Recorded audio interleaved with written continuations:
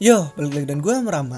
Untuk video kali ini gue akan lanjut membahas tentang episode SpongeBob yang menyindir kehidupan manusia.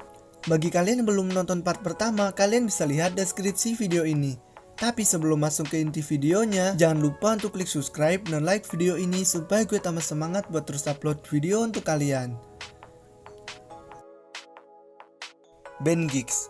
Episode ini dimulai pada suatu hari saat Squidward menerima telepon dari mantan teman sekelasnya dan sekaligus juga saingannya, yaitu Squilliam Van Season. Squilliam memberitahu Squidward bahwa dia adalah seorang pemimpin dari sebuah band yang seharusnya bermain di Bubble Ball minggu depan. Tetapi karena dia ada keperluan, dia tidak dapat hadir di sana. Squilliam kemudian memberi Squidward tawaran untuk menggantikannya. Karena Squidward tidak ingin dianggap pecundang oleh Squilliam, dia kemudian mengatakan dengan tegas bahwa dia punya band dan akan tampil di Bubble Ball menggantikannya. Squidward kemudian menyebarkan undangan untuk membuat marching band. Tetapi dalam undangannya itu dia menuliskan kalau mereka akan mendapatkan sesuatu yang menarik, baik itu kesempatan menjadi bintang atau mendapat makanan gratis serta uang dengan cara yang menyenangkan. Karena undangan itu sangat menarik, orang-orang langsung bergegas ke tempat yang telah ditentukan. Mereka pada akhirnya berlatih selama 4 hari, namun selama itu juga latihan mereka selalu saja gagal.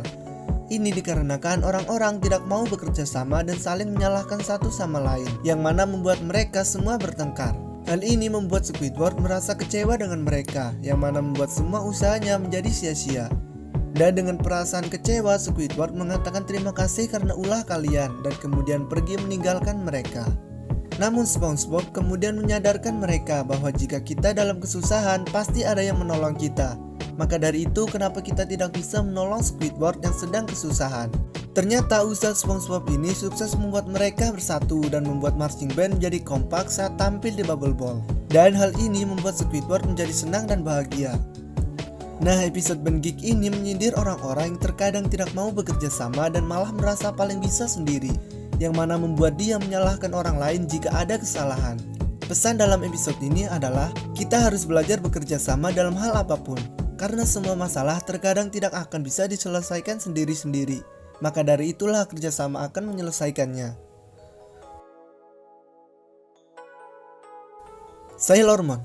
Malam hari ketika Krusty Krab tutup dan Tuan Krab menyuruh SpongeBob untuk membuang sampah.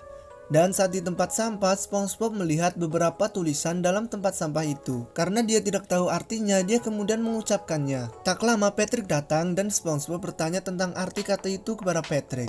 Dan Patrick mengatakan kalau itu adalah sebuah kata ganti atau selipan, yang mana membuat mereka berbicara dengan menyelipkan kata ganti itu. Dan di pagi harinya, SpongeBob mengatakan kata-kata itu ke pelanggan dengan perasaan gembira, yang mana membuat semua pelanggan merasa terganggu.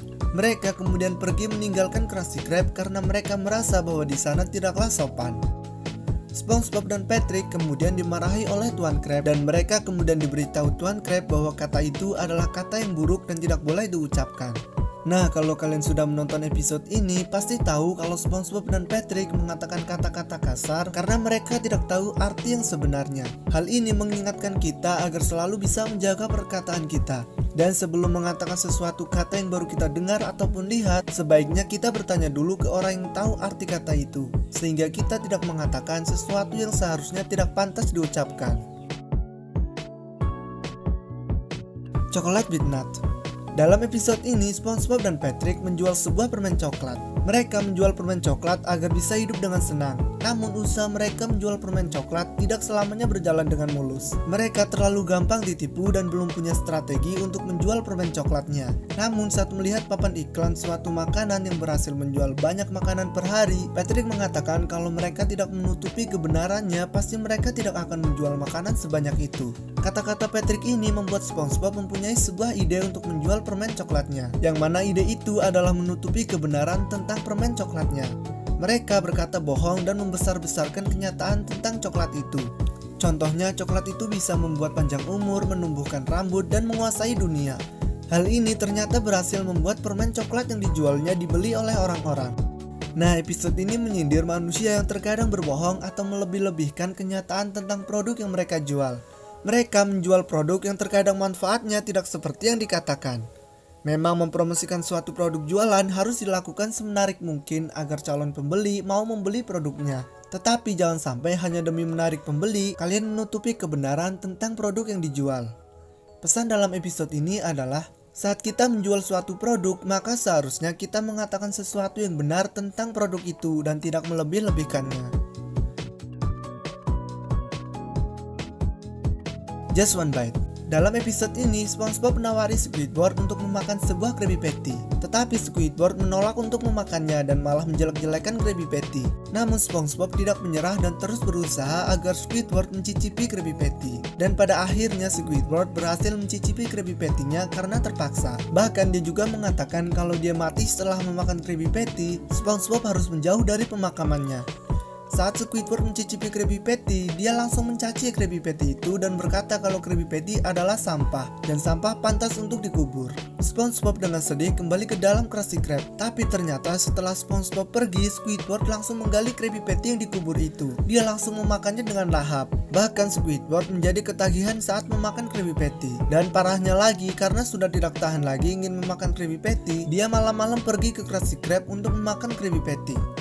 Sebenarnya setiap orang punya selera makanan yang berbeda-beda. Terkadang apa yang kita kira enak belum tentu bagi mereka itu enak. Dan juga sebaliknya. Dan saat kita belum pernah mencoba suatu makanan, jangan berbicara seolah-olah kita pernah memakannya. Karena rasa dan bentuk dari makanan itu terkadang berbeda. Bentuk buruk belum tentu rasanya juga buruk. Dan bentuk bagus belum tentu rasanya juga enak. Squidfield. Dalam episode ini, Squidward pindah ke suatu tempat bernama Tentakel Akris. Dia pindah karena sering diganggu oleh tetangganya dan juga rumahnya yang dihancurkan oleh SpongeBob dan Patrick dengan menggunakan sebuah peniup keran. Saat tinggal di dalam Tentakel Akris, Squidward kemudian mendapatkan apa yang selama ini dia sangat inginkan. Mulai dari hidup dengan tenang, berlatih klarinet, ataupun pusat kebugaran. Dia mendapatkan semua itu. Tapi lama-kelamaan Squidward menjadi bosan dengan rutinitas sama yang dilakukan berulang-ulang kali. Sehingga dia melakukan hal konyol untuk bersenang-senang. Dia menggunakan peniup kerang untuk menjahili orang-orang seperti halnya SpongeBob dan Patrick yang menjahilinya.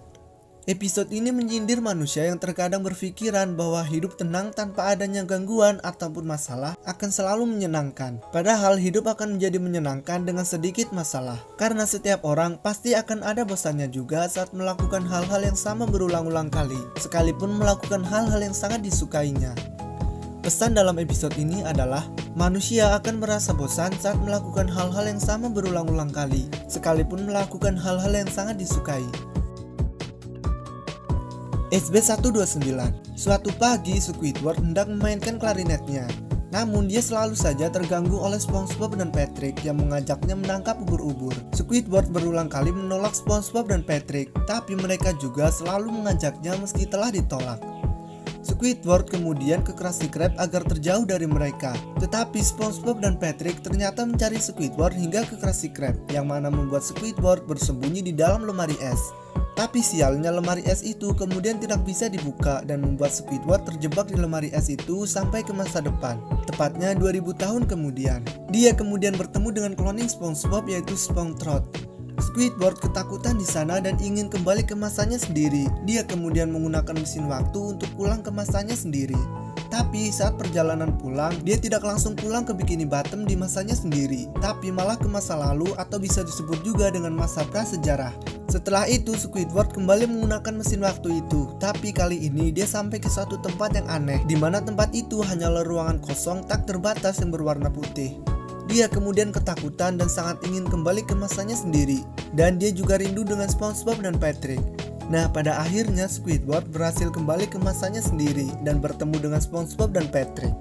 Episode ini mengingatkan kita bahwa tempat terbaik adalah tempat yang sedang kita tinggali, sekalipun tempat itu dikelilingi oleh orang-orang ataupun tetangga yang terkadang menyebalkan. Pesan dalam episode ini adalah, sejauh apapun kita pergi, tempat terbaik untuk pulang adalah tempat tinggal kita sekarang. Dan sebaik-baiknya tetangga adalah mereka yang selalu ada di sekitar kita. Nah, segitu dulu untuk video kali ini. Jika kalian ada saran untuk video yang harus gue bahas, tulis aja di kolom komentar.